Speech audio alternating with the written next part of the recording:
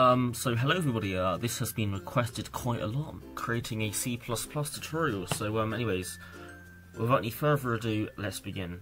So the first thing I'm going to do is just go onto Google and type in C++ book. And then we're going to be clicking on this link here, which has a list of lots of C++ books.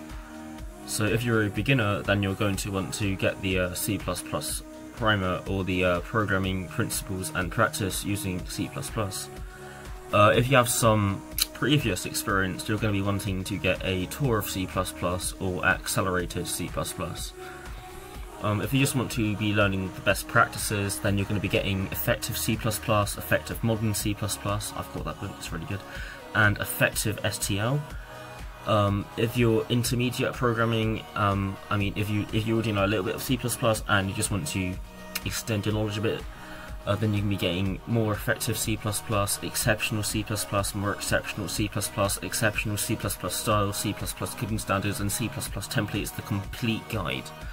For advanced C++ books, you're going to be getting modern C++ design, C++ metaprogramming, C++ concurrency in action, and advanced C++ metaprogramming. If you just want some references, then you're going to be getting the C++ programming language, C++ standard library, tutorial and reference, or the C++ IO streams and locales, or I don't even know what that word is, honestly. If you want some modern references, then you're going to be just getting the C++ standard from the ISO website, which is the the industry international organization for standardization when the world agrees.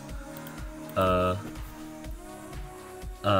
you're gonna have to buy that though, because that's quite expensive, so you're probably just going to want to go to C++ reference.